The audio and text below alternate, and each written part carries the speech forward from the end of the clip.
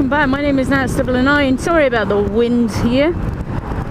So today we're kind of going to do a drive my life, not draw my life because I can't draw, so there's no point in me doing a draw my life. Even stickmen I suck at. So we're going to do a little bit of a draw my life here, and I'm going to take you through to a few of the things that are pretty awesome. I used to work in that outdoor centre, would you believe? I used to help out quite a lot. That's where some of my pictures come from. Might actually still go back there at some point. Hey biker, how you doing? Slide right in. Smile. Oh, do you know what? Fuck this, right? Too busy waiting for slow fuckers. Anyway, right. So that guy was going way too slow, and I always like to go a little bit slow down here because cars do pull out. Like what I did, just back down, really. Waited for the biker to go in, and that guy was going slow as shit. So my name is Natalie. We'll start off with there. How are you doing? I was born December the 9th in 1985. I had to think about that then. I was like, oh damn, you're 29. Oh my god, getting too old for this shit. Hell no, that's when life becomes awesome.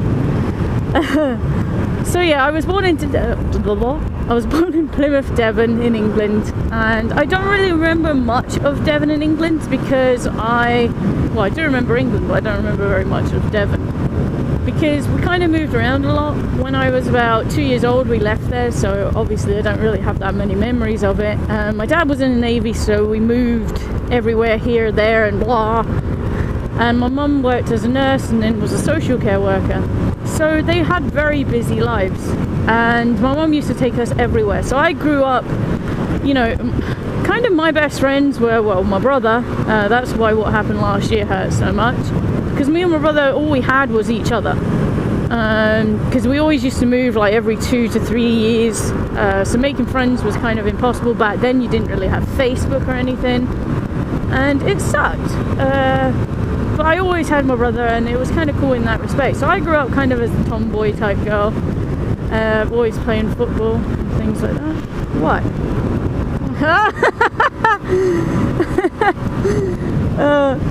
I was like, what's going on? And then he puts his thumb up because I had the camera on.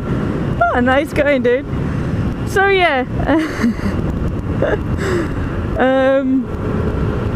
That was a bit of a game changer. So yeah, so I lived in London for a little bit with my nan, then kind of moved somewhere else in England, I can't remember. And then when I was about 5 years old, we moved up to Scotland. Yay! So I've been living in Scotland for about 24 years. So that's a long time, and I still haven't lost my English accent. So I always blame it that I must have been a right snobby child when growing up. My dad, however, is from Glasgow, but doesn't have a Scottish accent either, because it was the same thing. He moved down to England when he was really young, so he grew up around English people. Yeah, I should be speaking like Scottish, and I don't. So we moved up, and we moved to Helensburgh because it was near Faslane, the naval base there, and we always got to go on the submarines. And Invincible was one of my favourite aircraft carriers, because when I was very young I remember going around playing football on the deck of Invincible. So yeah, have a look at the HMS Invincible. She's now destroyed, well, not destroyed, but decommissioned, which absolutely sucks, and I should be going slower, but I'm following the traffic, man. So yeah, so I have very fond memories of hanging around with Navy people and things like that, and other Navy kids as well. And I met some really good friends that I'm still friends with now, and we lived there for a good few years. We lived there for about 6 years. No, 7. And it was interesting, because that was the longest that we had ever stayed anywhere. I went to primary school, and to be fair, that life was pretty much irrelevant. Because, you know, that's the stage where you're growing up and everything's just like, yay, everything's fun. And then by the time I hit the age of about 13, 14, I was playing football an awful lot, but then my nan got cancer. So she came up and lived with us for a while, and that's when things started to change a little bit, and that's why my decision never to smoke is what I have now, because my nan was a chain smoker, and I mean like proper smoker, and one day we went to visit her in hospital and we ended up watching her die, and it was because of lung cancer, because of the smoking. So that changed my aspect of watching someone pass away and right in front of you, literally. The colour of their skin changes, and it kind of made me kind of go, ooh, what the fuck? So it was a bit of a shock, but it made my decision of never to smoke. And what's this say? Work start here, blah blah blah blah blah. We're actually going to go this way. There is a reason why, because we're going to go up and over. Bumpy road. So yeah, so that kind of changed my aspect on smoking. I've never touched a cigarette, and I never will. All because of what I saw with my nan. And it does put you off those type of things. So at the age of 14, life was okay. Got through it, was doing really well in school, was doing health and fitness. I really wanted to do drama because I have a few story ideas. I would love to do a TV series. I'll explain the TV series at another point, but this is where I actually really thought of it. And nowadays with modern technology, it can happen. So who knows? Yeah, so at the age of about 15, 16, kind of in like the 4th, 5th year, when I was making my decisions, I dropped drama, which I have to admit was a mistake now, because I chose recreational PE and sports. So proper physical education, hence why now I'm a qualified fitness instructor, but even that is changed. Do you like the view up here, guys? That's a quarry, by the way, down there, and I have to go a bit slow over these roads because the roads are a little bit ungrippy. So yeah, so basically at the age of 16 I was doing sports, I was health and fitness mad. I was literally doing about 4 hours of activity every single day. And one day it was wet outside and it was like totally pouring rain. This guy slide tackled me and he just went right through me. And he pretty much did, well, as the physio said at the time, he slightly tore my medial ligament. So it meant no activities for like 8 weeks. I had to watch people play sport and it sucked. It drove me mad and I was like, no, I can't keep watching this. So I was basically sidelined for 8 weeks. At that point I was entered into 5 badminton championship and other stuff. And do you like the bridges, guys? So that was a bit of a game changer for me. I managed to get my fitness back, however, did okay in my school grades, and then got entered into H&C in health, fitness and exercise. I actually did the NQ the year before just to kind of top myself up, but then I went into H&C health, fitness and exercise, and that was really good fun. I met a good load of people there, and at this point I was working in a cinema, so that was all good and fun. And life was doing good. I was working in the outdoor centre, so I was pretty much doing college work, outdoor centre. That's how my life was going, and doing the odd football match here and there.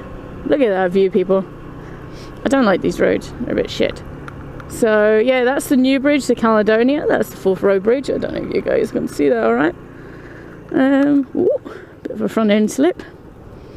So yeah, so life was going all right. It was very good at that point. And then during the health and fitness, I took 2 weeks off for Easter, just the Easter holidays, and went to get off of the scooter, not this one, and my knee snapped sideways.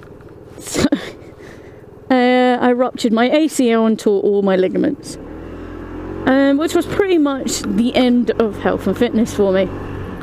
So that sucked. I had to go through 6 months of physio to see about whether the ACL was strong enough, which pissed me off rotten because I knew it wasn't, and I knew it just kept on wobbling everywhere. Well, I should have indicated, but I chose my mind later. So what do you think? This is the 4th rail bridge, guys, right in front of us. Ooh, kinky, eh? And by this point we were living in Fife, so that was about when I was like 14 we moved up here. Sorry, I forgot to mention that bit. So yeah, so when my knee went, shall we say, I did physio for about 6 months, and then they still said, sorry, you're gonna have to be put on the waiting list, and that was pretty much that. So we're just gonna have a little look at these bridges for you guys just for a sec. What do you reckon? Ooh, that train's very loud. So that's the Caledonia being built there, 4th row bridge and 4th rail. This is pretty awesome. I like it down here. It's very peaceful. And I used to work in in the aquarium that's just literally over the road that you can't actually see from the top because it's all technically underground and in an old quarry. I bet that beach would be quite good for eels. So yeah, so pretty much when my knee went, I went through some very rough patches. Sports was literally my life. I knew nothing else other than the sport. I was fitness mad. And so I decided to focus more on my work. So I became a team leader. I was put on the management program, then left the job. Stupidest decision I had ever made. And that is probably the one job decision that I regret. Because looking at it now, I would probably be a lot higher up. Ooh, I wonder what's down there. Not exactly going to drive it because it's fucking steps. And yeah, so that is one decision that I do regret. Leaving that job, choosing another one, and then I just kept on jumping jobs for jobs. And yeah, I did try to get my fitness back, and I bumped into this guy. He was a proper cricketer, and it was just fun. But as you know, relationships just grow apart. So we lasted about 2 years, and then I just, to be honest, he was a little bit older than me, and I just got bored. That sounds awful saying that, but we did. He wanted more, him being a bit older, and I didn't want to, because at that time I was about 21, 22, and I was like, well, fuck that. Yeah, so that's kind of how that one went. Then I met someone else, and that was just an on-off relationship. I'm not going to go into every single relationship I've had, alright? But I joined a call center, and I was doing really well in the call center. Met this other guy it was just wrong right from the start. He was a bit controlling towards the end of the relationship. At the start of the relationship it was awesome, but towards the end I wanted out, he wouldn't let me, and this was when I was about 24, 25. It's turned to alcohol. Not good when a relationship turns to alcohol and drink like that. It wasn't an abusive one whatsoever. He didn't treat me like anything like that, but he was very manipulative. Like, I went to leave him, he went to cut his wrists. So that is the downfall of what happened with me. At that point I owned a nice trailer in a holiday park, and I lost it because I couldn't afford to stay there. What the fuck is up with this rod? So it was my fault. I let the relationship take control of my life, pretty much. And I was a manager in this company. Our relationship was taking a bit of a downfall. He was starting to get less hours in the company. So basically, when he was starting to get less hours, I was paying an awful lot of money to keep him afloat. Then when I started having a bad patch, I basically went through depression, had enough, started drinking. I was never really sober at that point. I got bumped down from being a manager, not because of that, but because the position was no longer available because the company had changed. Where the fuck is this taking me? I have no idea. Oh, here we go. It's because of this new bridge. I haven't been down here for years, man. So yeah, so that kind of sucked. And then he couldn't afford to keep it going. That's how we lost the place. And pretty much it just was downhill. I didn't really play my PlayStation because I was so down. So I lost a lot of good friends on that. They all moved to like different consoles. He tried to bring me over to Xbox. Hell no. So that's why, guys, if I don't like the Xbox, there's the aircraft carrier over there, by the way. If I don't like the Xbox, it's not because of the actual Xbox, it's because my ex, it just reminds me of him, so I'm like, fuck that shit. And so yeah, so it got a bit controlling, a bit like, and like I said, I was just out of my face half the time. Never did drugs or anything like that, and I still won't, but alcohol wise, yeah, I was wasted all the time. So yeah, so it's something I don't like, really, like, oh yeah, it happened, you know what I mean, and I'm just fortunate nothing else happened in the relationship, so yeah. Thank goodness for that. Yeah, so I got out of it, met another nice guy and things like that. That didn't work out because of distance, and this is at the point where I started playing World of Warcraft, and I mean I was like proper hardcore World of Warcraft. like 8th on my realm is like tank and things like that. Now World of Warcraft bores me because I'm like, nah, I lost my focus on it when we split up, and I was like, do you know what, fuck that shit, right? I don't need this anymore. And it always reminds me of him. So sorry, World of Warcraft, I will get into playing you at some point, but just not on the way I used to. So yeah, so a lot of my life has been changed around just due to stupid decisions that I've made. So I've not had a drink for about 2 years now, and got my own place. Now, when I moved into the place after I broke up with that guy, so this was around about 25 years old, I had nothing. I literally moved in, I had a mattress, and this was with help from a company called Key Fund, who help with deposits in Fife. So if you need one, you know, speak to them, as long as your circumstances kind of matches up. So they helped with the deposit for the place. I was, you know, on housing benefits, you know, because I had nothing, you know, but I didn't use my benefits money to buy alcohol. Alright, I wasn't one of those. I did look for a job and things like that, but I sold almost everything I had. So yeah, so I moved into this place with a mattress on the floor, a TV, my PlayStation 3, my laptop, and a desk. Literally, that is it. I didn't have a microwave, I didn't have a kettle. No, I had a freezer. Tell a lie, I had a freezer. So yeah, so I pretty much moved in with nothing. And that was very hurtful because I lost a lot in that relationship, and that is why I think I am the way I am now, is I'm more careful. Okay, I do the moaning and things like that, it's harmless flirting, but I won't just sleep with a guy for the sheer sake of it, because, you know, it's not me. I've been there, had my fun, and now that's me done. So yeah, for fuck's sake. I hate this shit. So yeah, so that's a little bit of a downer with that. This is so slippery. But I have a new place now. Don't cross in front of me. Because if I slam my brakes on this shit, that's it. It's going down. Okay. So yeah, so I now have my own, well, not my own place, I still rent it, but I'm actually paying for the rent myself. I have a job that's part-time, but it gets me by. It pays my bills and it does the job I need it to. I'm good at it, so no lying now, I'm good at my job. And I enjoy it. Hello. Fire engines. Fire engines! So yeah, so I've been through a bit, shall we say. And it's not been the easiest of times for me. And to be fair, over the past year, with the whole thing with my brother and his fiance, it got nasty, and that's why it hurt so much. Because at the start, I said me and my brother were always there for each other, always around, always looking after each other. And then she was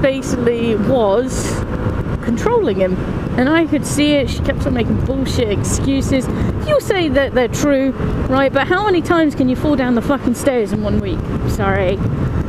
So we had enough. So we had a huge argument. He fell out with the family. It got nasty. And that's why it hurt so much. And I kind of blame him for losing my job in the past. The one where, if you guys know, I was streaming. I always used to say I love it. I was on the up on the streaming, on the up on the YouTube. I was doing amazing. I was getting viewers left, right and centre, and I was like, oh my god, this is so good. And then that shit happens, I lost my job. So I am fundamentally had enough of people controlling my life. So if I meet a guy in the future and he tries to control me, he'll just be chucked out that fucking door. Then what happened with my mum's ankle? See, I seem to get on my feet and then off my feet very quickly. So now I've said to myself, look, I've had enough. I'm not listening to other people's shit no more. So if you've got problems, take them fucking elsewhere, because I ain't interested, right? And if you're surrounded by people that bring you down, get rid of them. I'm sorry, there's no point. Don't go moaning to everyone else about your life. Jeez, I've been there, done that. Let people bring me down. Let people even control my life instead of me, which absolutely fucking sucks. So don't. You've got your life, live it your way, okay? And I mean, I like to moan. Hey, big boy. And I like to moan and things like that. And it's fun. You know, I like to have fun. And I think if I didn't have fun these days, then I would probably be fucking jumping off the bridge that I just showed you. Which, at that point when I was 25, I almost felt like doing. No joke. Because I had hit that low point. I'm still in the debt from it, by the way. That's not fucking clear. And I probably will be for the next few years. Nothing I can do about it. You know, my fault. I let things get out of hand. Now I have to live with them. But I can live with them and manage them. That's the main thing. Balance. So what now for the channel and things like that? I really want to focus on this now. I really, really want to give this my best shot. And kind of help some people as well. So that's why I'm doing Get Tactical again. Because I've had people say, how do you get viewers? How do you do this? And yes, my biggest video is a moan video, right? But my whole entire channel is not all about moaning. It seems a lot. Oh, fuck. Ouch! That hurt!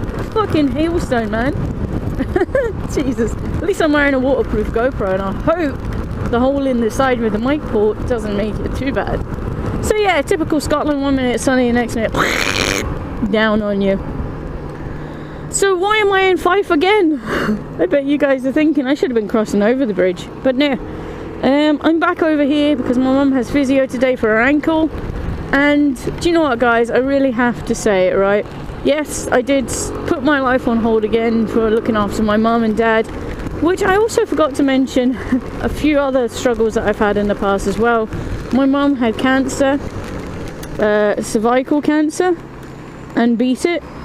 So yeah, that was a very tough time. That was roughly when I was 25 as well. Like I said, it all happened at once. We lost 2 dogs.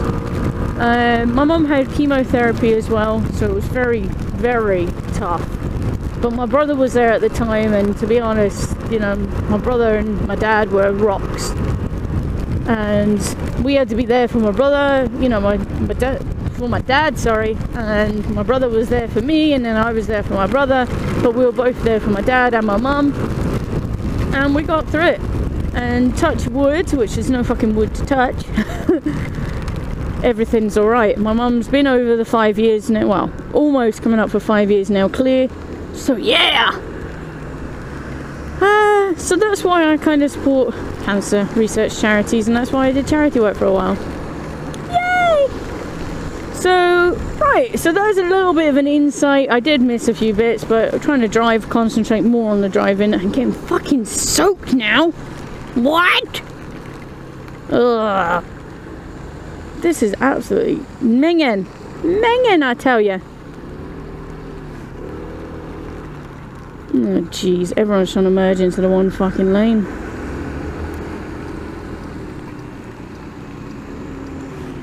Will you let me through? Thank you.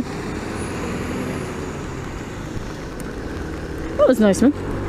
So yeah, so what now? My mum and dad, thank you to them, have actually, they kind of realised when I was having a chat to them, at first when I started the channel, they didn't believe me that you can actually do stuff on it and things like that. They thought, right. Now they do. Because I am partnered, and I'm partnered with Maker Studios. So those people that keep asking me to be partnered by a certain network, go fuck yourselves, because I'm not interested in your network. Because it's a network that is spammed to shit. And I can't be arsed with it, right? I just can't be arsed with a spammy network that just hounds you all the time. I went to a network, I approached them, they said yes, fantastic. So Maker Studios is who I'm partnered with, Maker Gen. And it's awesome. I'm really enjoying it. To be partnered with them, you need 85 views roughly a day. Your channel has to be a month old, and you have to have over about 250 subscribers.